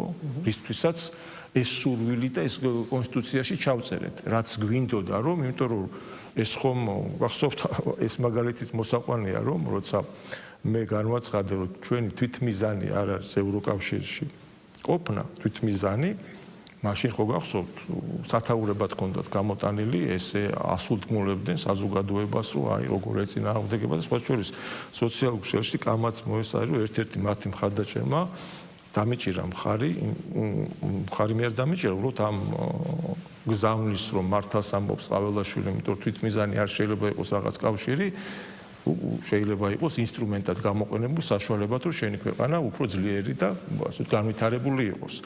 და პასუხიც როგორი იყო, რომ კი, ჩვენც შეიძლება დაგეთანხმოთ მართალი, მაგრამ ყაველაშვილმა რო თქვა, ამიტომ არ შეიძლება მაგას დავეთანხმოთ. აი ესეთი დამოკიდებულებით არიან. ამაზე მაქვს საუბარი, როცა ვიცით ჩვენ და თითქმის გათვითცნობიერებული ყავს უმრავლესობა ჩვენი მოქალაქეების, ამიტომაც გამარჯვებულის პრიზმიდან უყურებთ, რომ ჩვენ ველოდებით, რომ აუცილებლად შეიცვლება. თუ არ შეიცვლება, პირველ რიგში ეს არის საინტერესო. თუ ისინი შეიცვლიან, თუ ჩვენ მოვახერხეთ რა? ჩვენ მოვახერხეთ ის, რომ ჩვენი მოქალაქეები განვაწყვეთ, რომ ჯერ ჩვენ რა გვინდა, ჩვენ ინტერესში რა შედის. აქ ვყალიბდებით ახლა ჩვენ. ჩვენი ინტერესიდან გამომდინარე ქმედებებს მივაჩვენეთ ჩვენი საზოგადოება. რა არის ჩემი ქვეყნისთვის უკეთესი? მაგრამ ხომ არის გაცხადებული იგივე მართველობები სახელმწიფოს ნორმალიზება. ეს ხომ ჟელობის საგანია. ჩვენ გაცხადება, ამას ხო არ ვმალავთ. რა თქმა უნდა. უყურეთ, თქვენ ხომ მკითხავთ ამის არ ვპასუხობთ იმის შესაბამისად, როგორც გვექცევიან, ხო? ამაზე ეს მაინტერესებს, თუ ისინი გააგრძელებენ იგივე თუნდაც სანქციების პოლიტიკას, რასაც უყურებთ მთელი ამ ხნის განმავლობაში, სუვერენიტეტში ჩარევის მცდელობას, იმ ტიპის განცხადებებს, რა ტიპის განცხადებებიც კეთდება მათი კონკრეტული თქვათ ლიდერების მხრიდან, კარნახს, თუნდაც იგივე კანონებთან მიმართებაში, რომელი კანონი უნდა მიიღოს, რომელი კანონი შეიძლება რომ მიიღოს და რომელი არ უნდა მიიღოს არც ერთ შემთხვევაში, თქვათ ქვეყანამ და აი ამ პირობებში საინტერესო როგორ ხედავთ დღეს, როგორ გესახებათ ევროკავშირთან ურთიერთობის ნორმალიზება? ჩვენ შევძელით იმ ქვეყნების რიგიდან გამოსულიყავით, სადაც ასეთი დამოკიდებულებით არიან ეგრეთ წოდებული, ასე ვთქვათ, პროექტის შემქმნელები. ჩვენ ამ ბრძოლაში ვართ ახლა. ამიტომ ვიძახი, რომ რა კანონი უნდა მიიღო, როგორ მიიღო, ამას ყველაფერს აქვს წესი. და როცა ამ წესებზე ჩვენ ვითხოვდით, რომ ჩვენ უარს არ ვიძახით, ზუგს არ გაგწევთ, მზათა ვარ დავსვეთ, დავილაპარაკოთ, რა არის მისაღები, რა არ არის მისაღები. რამდენად არის შესაბამისი ჩემს ეროვნულ ინტერესთან, რამდენად არა. ჩვენ არ გავრბივართ. ჩვენ მზათა ვართ, ყოველთვის ვიძახით, მაგრამ რადგან ეს დამოკიდებულება იყო სხვა წინა ხელისუფლებების დროს და მოთხოვნა, რომ შენ როგორ ბედავს საერთოდ კითხვის დასმას, ხო, გაიხსენეთ. ცალფეხზე უნდა ვიყოთ, რომ ჩვენ უნდა განგისაზღვროთ, ჩვენ იქნები თუ არ იქნები, როგორ იქნები და ასე შემდეგ. და ევროკავშირში არის ქვეყნები, რომელსაც ამას ემორჩილებიან. იმიტომ შურთ ამ ბალტიის ქვეყნებს ჩვენი, რომ ჩვენ ესე არ ვიქცევით. მათ მოუწიათ ესე ქცევა და იმიტომაც აძალებენ, რომ ჩვენთან ესეთი, ასე ვთქვათ, დამოკიდებულებით იყვნენ. ხო მოვიყვანე მაგალითი ვაჭრობასთან დაკავშირებით. არ ურჩდება არც ერთს ამ ადამიანებს კითხვა ამ ბალტიის ქვეყნებთან, როგორ ახერხებენ რუსეთთან ესეთი მაღალი დონის ვაჭრობას, ხო? იმ ფონზე, როცა ომია და ჩვენ მოგვიწევდებენ სანქციებთან შეერთებას, მაგრამ ვერ გაბედავენ, იმიტომ რომ ერთი ქსელია ეს. ამიტომ ჩვენ რადგან ეს ყველაფერი ვიცით და ამაზე მაქვს საუბარი, ჩვენი მოქალაქეები უკვე გაიზარდნენ და ამას რომ უყენებენ ხელისუფლებას, რომ დაიცავი შენი ეროვნული ინტერესი, კეთილინებე და ამ ეროვნული ინტერესის, ასე ვთქვათ, მიდგომით ესაუბრე შენს მოწინააღმდეგეს პარტნიორს და ასე შემდეგ, ხო?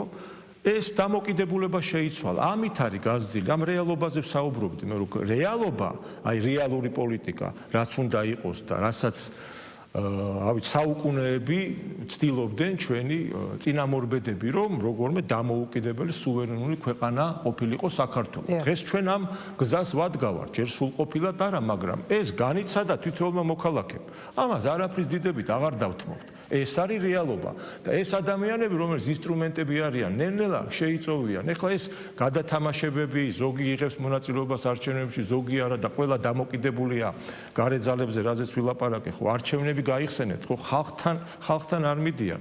ხალხთან ვერ მიდიან. რა უნდა უთხრან ხალხს, რომ იმიტომ რომ დაკვეთა სხვა არის, ეტყვიან, წავლენ.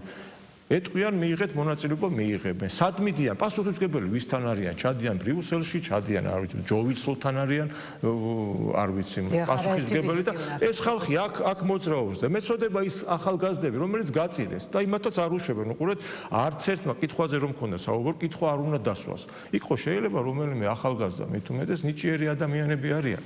ზოგიერთები. ხო შეიძლება მიუბრუნდეს და კითხვა დასვას, თუ მართლა ჩართული არ არის თვითონ და იცის ეს ყველაფერი და ამ პროექტის ნაწილია. მაგრამ ვიღაცა ხო შეიძლება გულწრფელია და დაუსვას კითხვა ამ ადამიანებს. ეს როგორ ხდება? ეს როგორ იმართებით? ვინ გაძლევთ ამ დირექტივებს? როგორ არის ეს ყველაფერი და მიდიხარ გაიძულებენ, ხო? გაიძულებენ ძალადობაზე, მერე ციხეში გიჭერენ, ხო? და ის რომ ამ ადამიანს პროტესტი არ გაუშვეს მათ მიმართ, უყურე რა დამოკიდებული ეს ტექნოლოგიაა, რომ ხელფასი უნდა გადაუხადო მშობელს, ოჯახს, აუცილებლად სოლიდარობა, ამიტომ არის ეს უნდა შეავსონ მათ, რომ არ გამოვიდნენ იმ როლიდან, რა როლში შეიყვანენ. არ შეიძლება მათი ამ როლიდან გამოსვლა და რა ეხლა ეს მაგალითები რაც მოვიყვანე, კითხვა არ ებადებათ ამ ახალგაზრდებს რუსეთთან მიმართებაში, ეხლა კიდე გავაგზავნებ ტრამპთან მიმართებაში რუსეთთან და სწორედ ტრამპთან დაკავშირებით მინდა რომ კითხოთ მივიდეთ ამ თემაზე, მაგრამ ხო უნდა გაგიშდეს კითხვა, რომ როცა ეს ევროპის ქვეყნები ესე ვაჭრობენ და შენ ხელისუფლებას იმ მოტივით, მართლა საოცრებაა და პარადოქსია, რას აპროტესტებდნენ. 28 ნოემბერს ახოს იმან რა ქვია, პრემიერ-მინისტრმა კობახიძემ თქვა უარი და ამის რევოლუცია უნდა მოვახდინო. რაზე თქვა უარი? დღესვე მზად არის ადამიანი და ხელისუფლება რომ დავждეთ და განვიხილოთ ნებისმიერი საკითხი. დღესვე ვიძახით. თუ ნორმალურად და ჯანსაღად აზროვნებ, რა არის აქ მიუღებელი? მიუბრუნდი იმ შენ პატრონს და უთხარი, მზად არის ჩემი ხელისუფლება ამისთვის. მზად არის, მოდი დაჯექით და დაილაპარაკეთ. მაგრამ სად არის ეს? გახსოვთ, მანამდე იყო მათ მიერ შეჩერებული, იმიტომ რომ კიდევ ერთხელ ვიძახი, რომ შენ ამ პროექტის ნაწილად როცა წარმოგიდგენენ და არასრულებ ამ პროექტის დავალებებს, ამიტომაც დაიწყეს ეს ასე ვთქვათ ძალადობა ჩვენს ხელისუფლებაზე და ქვეყანაზე, მაგრამ ძლიერები ვართ, იმიტომ რომ წინასწარ ვიგებთ, ვიცით, ვსწავლობთ, უკვე გამოცდილება გვაქვს და ჩვენი ხალხი ძლიერი, ამიტომაც ვერ ახერხებენ, თორე სუსტი ხელისუფლება აქაც კარგად შემოვიდოდნენ. ეს დაგეგმილი იყო, რა თქმა უნდა, აფარებული ეს საწოდავი ხელოვანი ადამიანი ეხლა ექიმზე აქვს ხო როგორ მე როგორ უყურეთ ესეც როგორი ტექნოლოგია რომ გაგიშჩეს ადამიანური გზნობა მანამდე ადამიანი ძალადობდა ანგრევდა ყველაფერს ეს ძალადობაც როგორ აქვს წარმოჩენილი ხო ჯერ ერთი უყურე როგორი მზაკრული გეგმა არის ერთმანეთის დაპირისპირების განადგურების ხო უნდა მოგაჩვენოს რომ ეს არის უნდა გეზიზღებოდეს არ შეიძლება შენ პოლიციელთან თანაგზნობა გაგიჩნდეს. თუ შენ ეს თანაგზნობა გაგიჩნდება აქციაზე ახალგაზრდას არ ვიცი, ნეიტრალურ ადამიანს, ხო? იქ ვეღარ წახვალ ძალადობას. უნდა გეზიზღებოდეს. იმიტომ არის ეს ტექსტები რუსეთი, რუსული, ომონი, რა ვიცი, დიქტატორი, ბიძინა ივანიშვილზე რეებს აღარ იძახიან, ხო? იმიტომ რომ ეს ზიზღი თუ არ ექნება და ამ ზიზღში თუ არ აცხოვრებს. ზიზღერის ერთგვარი ინსტრუმენტი. რა თქმა უნდა. ეს თუ არ შეაზიზღეს ბიძინა ივანიშვილი, ხო იკითხავს ის დალოცვილიშვილი, რუკაცო რომ მოიხედება ან არ ვიცი დენდროლოგიურ პარკში შევა, ან სპორტზე იკითხავს, ან კულტურაზე იკითხავს, ან ამდენ მის მიერ განხორციელებულ ქველმოქმედებას, ამდენ სიკეთეს, გინდა პოლიტიკაში, გინდა ყველგან, ამას ხო იკითხავს ადამიანი. ეს რო იკითხოს, ხო აღარ გაუშვება ზიზღი, კაცო, ელემენტარულად შეიძლება განსხვავებული პოლიტიკური აზრი კონდეს, მაგრამ ზიზღი არ ექნება და ეს ზიზღი რო არ ექნება ამ ადამიანს ვეღარ ჩაავლებს ამ ახალგაზრდას ხო თან როგორ ჩადიან დაბლა და დაბლა ხო გახსოვს სკოლის მოსწავლეებამდე არიან ჩასული თავის პედაგოგებით ხო რომ ქვეყანას კარგავთ რუსეთი გვართმევს თან ახლა მეცინება ჩემი წინამორბედი იყო მგონი დოიჩე ველესთან თუ რაღაც აი ესე პირდაპირი მნიშვნელობით ატყუებს თელ ევროპულ საზოგადოებას რომ ვეკითხება სხვა შორის რომ რამე ფაქტი არსებობს რუსეთთან არაო რა ფაქტიო თვითონ არისო თვითონ ეს ხელისუფლება არის რუსულიო აღარ ჭირდებაო რამე ურთიერთობაო რუსეთსო ამით მართავსო ქვეყანას აი ეს წარმოდგენილი ვინც არისო რა თუნდაო ფაქტიო ესენი არიანო თვითონ ესენი მართავენ გესმის როგორ აბსურდამდიან არჩევნების შემდეგ რო გამოვიდა და FSB-ს მიერ ჩატარებული და რომ მოთხოვეთ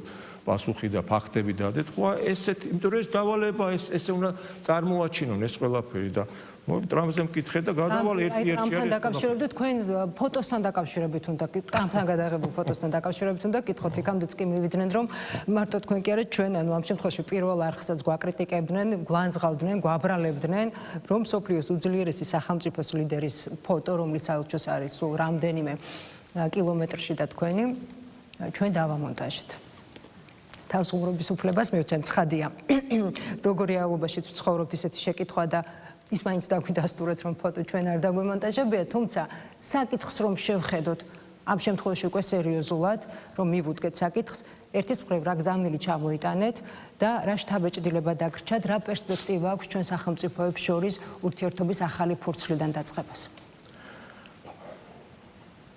ისე არც მე ვარ კმაყოფილი ცუდი მონტაჟი იყო და არის კარგად წარმოჩენილი რაც შეეხება სერიოზულად იმაზე რაზეც მე ვისაუბრე და არ ვიცი მაგ ეს მაინც შინაგანი სიამაყის განცდა რომ ჩვენ ქვეყანას დღეს შეუძლია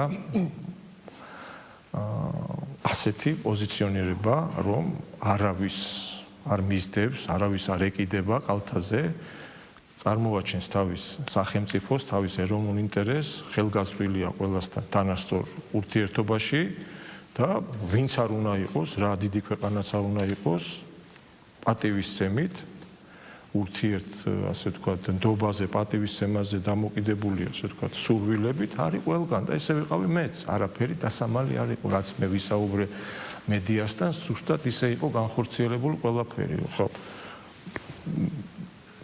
მოცემულობაა, ხო? როცა ტრამპზე ვსაუბრობთ, ეს ადამიანები, რომლებიც ამით სპეკულირებენ ვიდრე სურათამდე მივალ ეს მე რაც ვისაუბრე ახლა ჩვენთან მიმართებაში რა ტექნოლოგიებითაც ჩვენს ხელისუფლებას ებრძოდნენ ეს წლები თლიანად რომ გადავავლოთ თვალი ერთ-ერთი არის ტრამპთან ბრძოლა იგივე ტექსტები იგივე საზოგადოება თუ გაქვთ ინფორმაცია და დარწმუნებული ვარ ყველამ ვიცით ხო იქაც ხო თითქმის მთელი ჰოლივუდი ებრძოდა ხო ამ ადამიანს ხო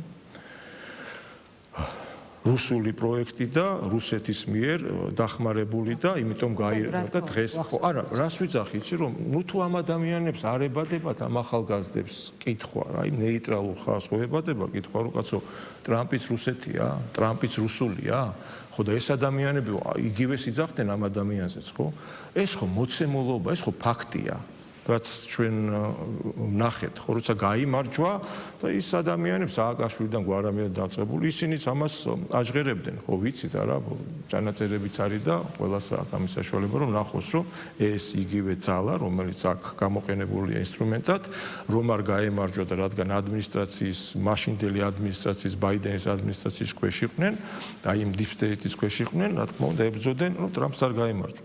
აქ იყო ეს საუბარი, რომ ჩვენ მოცემულობაა ესეც, რომ ღირებულებით ნაწილში ჩვენი თანხwebdriver, როცა ის ბრძოლობდა გამარჯვებისთვის, ზუსტად ჩვენც იგივე ღირებულებით ნაწილში ქონდა დამოკიდებულება, რომ გაგვემარჯვა, ხო? ეს არის ოჯახური ღირებულებები, ეროვნული ინტერესი,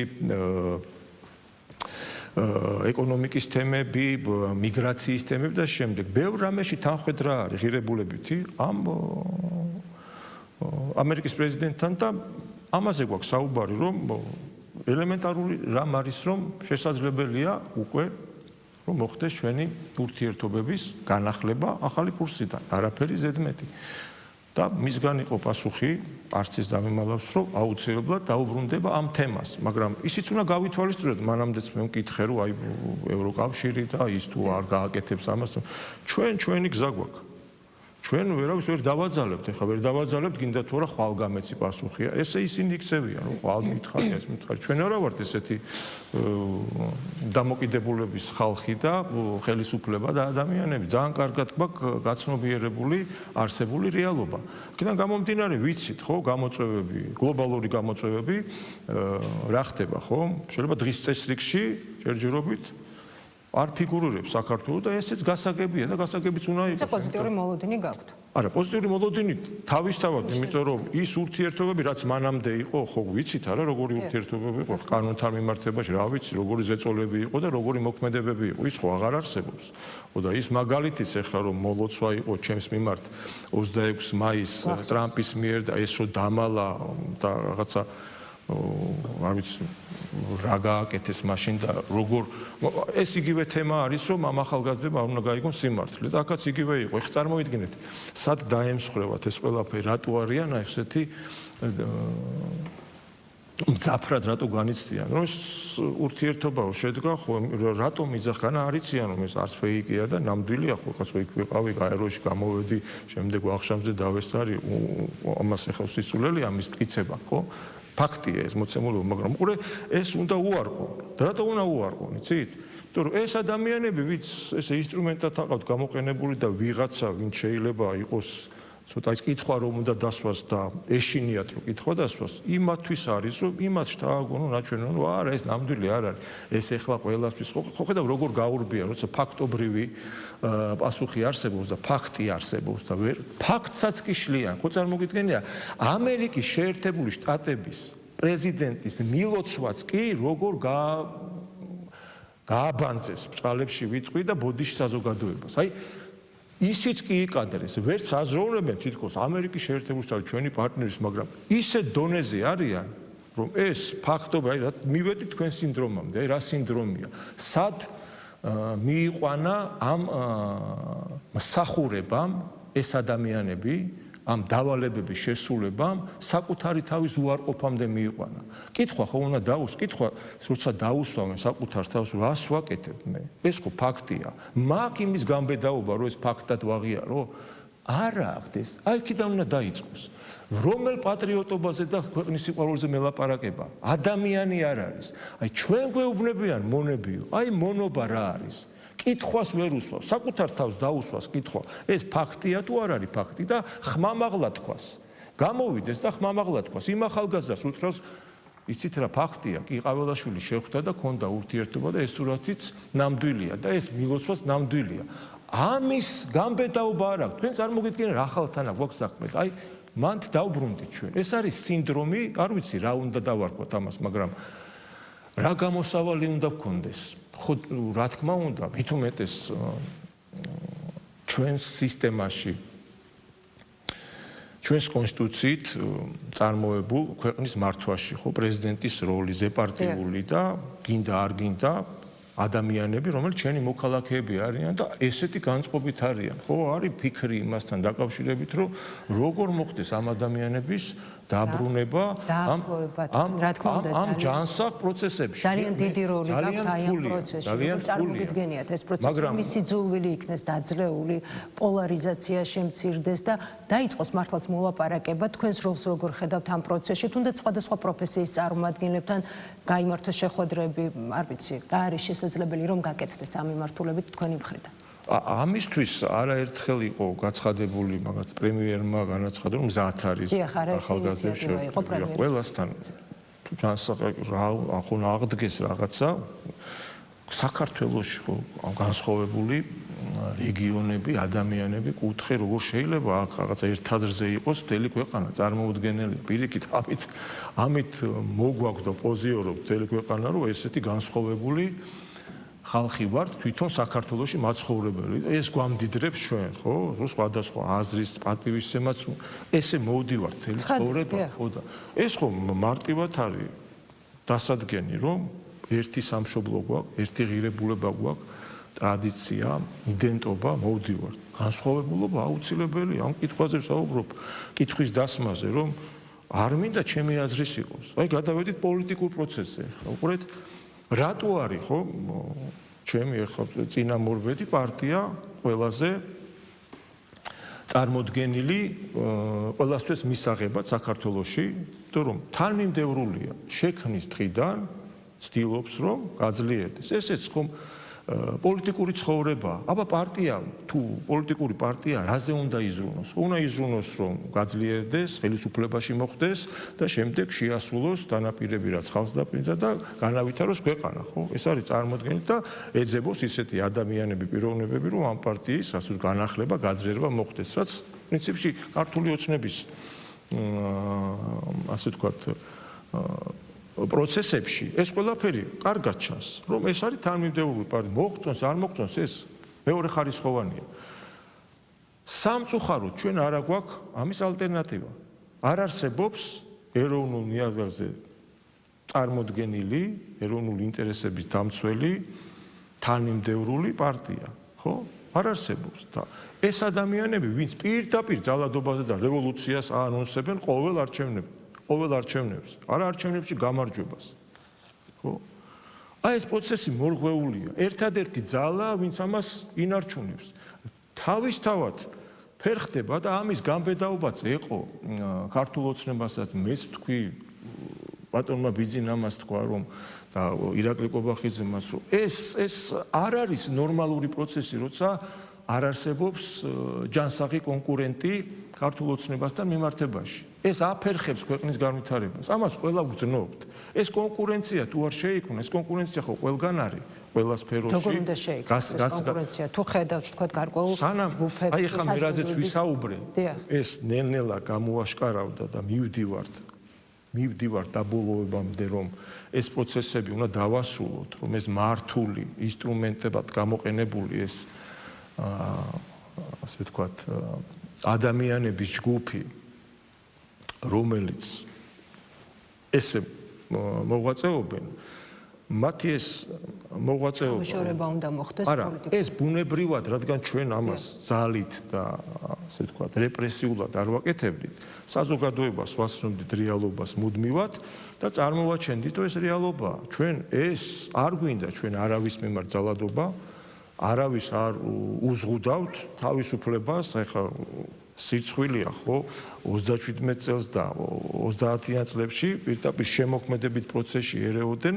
და რა უნდა გადაიღო, რა უნდა დაედგა თეატრში შემდეგ და გამოვიდეს ერთი ეს მსახიობიან ახალგაზრდა, რომელი ასე ვთქვათ პარტიული ნიშნით სადმე შევიდა და ვინმეს უთხრეს რომ გინდა თუ არა, ან ეს ფილმი გადაიღე, ან ეს სცენა არ დადგა, ან ეს შემდეგ ვის შეუშალეს ხელი, როგორც ვინმეს შემოქმედებაში შეიჭრენ და ვინმეს დაუშალეს, ეს თავისუფლება საქართველოში გარანტირებული არ არის, ვინმეს უნდა ეს ახლა გარემოს შექმნა და ხელშეწყობა ეს მეორე თემაა, მაგრამ ის რომ ვიღაცა ცდილობს რომ შენ ეს ყველაფერი მოგისპოს, ეს ხო აბსურდია და ამასაც იარაღად იყენებენ რომ თითქოს ვინმეს უშლიან ამ ყველაფერს და දැන් გამომდინარე ხელოვნურად ვერ მოხდება ეს ყველა, ბევრი გვაქვს ნაფიქრი, მაგრამ რა თქმა უნდა ეს ნაბიჯები მიგვიყვანს ბოლო-ბოლო იქამდე რომ შეიქმნება აუცილებლად ჯანსაღი ძალა ასევე ეროვნულ ინტერესების დამცველი და ამ ღირებულებით ნაწილში გაერთიანებული ყველასთვის მისაღები, რომ მე არ უნდა მაღიზიანებდეს, რად არ უნდა ჩავთვალო, განსხვავებული იყოს მესიმპათიურება, წავა მხარს დაუჭერ, არ მესიმპათიურება, აი ეს რეალობა უნდა შევქმნათ საქართველოში. და სანამ გარედან მარტო ის რაც მოვყევი და იმ პრიზმიდან შეხედავ, რომ ამას ემსახურებიან ეს ადამიანები და საკუთარ თავს უარყოფენ და ვერ ბედავენ სიმართლის ასე თქვათ, სიმართლის თვალის გასწორებას, რაც თქვით, ეს სინდრომად აქვს უკვე ჩამოყალიბებული. ჩემი მაგალითი ხომ მოგიყევით, რომ ყაველაშვილმა თქვა, სიმართლე კი არის, მაგრამ ყაველაშვილმა რო თქვა, არ უნდა იყოს სიმართლე, იმიტომ რომ ყაველაშვილმა თქვა, ჩვენი მოწინააღმდეგეა მტერია. გესმით, სად არიან დასული? ფაქტებია ეს, ფაქტებზე ვსაუბრობ. ამ ფაქტებს ხო ვერ უარყოფენ. იგივე შეფასებებია. ბოლოს უნდა გკითხოთ ძალიან საინტერესო საუბარი გამოგვივიდა, რა თქმა უნდა, გავაგრძელებთ და საომავლოდაც და ახლაც გავაგრძელებთ, თუმცა ჩვენთვის განკუთვნილი დრო არის განსაზღვრული ქრონომეტრაჟი და აუცილებლად უნდა გკითხოთ ბოლოს, რა არის ქართული დემოკრატიის და სუვერენიტეტისთვის ბოლო წლების ერთის მხრივ თავარი მონოპოვარი და მეორეს მხრივ რა რჩება გამოწვევად საინტერესო, როგორ ხედავთ თქვენ? ამ გამოცდილებამ, თუნდაც მე როგორც პოლიტიკოს და პიროვნებას კიდე ბევრი რამ დამანახა ქართველი ადამიანის შესაძლებლობებში. ის რომ ჯერ კიდევ საწყის ეტაპზე ვართ ჩვენი, ასე ვთქვათ, სრულყოფილი სახელმწიფოს შექმნამდე, ბევრი ფაქტორია ამის და ამ გზაზე ვდგავართ. მაგრამ ეს გონიერება, სიბრძნე, რომელიც შეიძინა და მუდმივად თან დაყვება და როცა ვსაუბრობთ რაღაც ცოტა მაღალფარდოვან რეჟიმში, რომ 3000 სლოვანი ქვეყანა ვართ, ეს გვინდა, არ გვინდა, ეს გამოცდილება მოქმედებს და გამოწვევების რაღაცა გადამწყვეტ მომენტებში ამას ენიჭება პრიორიტეტი და ამით შენთვის, ასე ვთქვათ, დამოუკიდებლად შინაგანად რაღაცა ძალა გეძლევა და გაერთიანებს და გადაწყვეტასაც თქვენი პრეზიდენტობის პირობებში ისურვებდით, რომ მოგესწრო. ხო, რა თქმა უნდა, მანდ მივდივარ, რომ ხედავ ქართველი ადამიანის სრულყოფის გზას.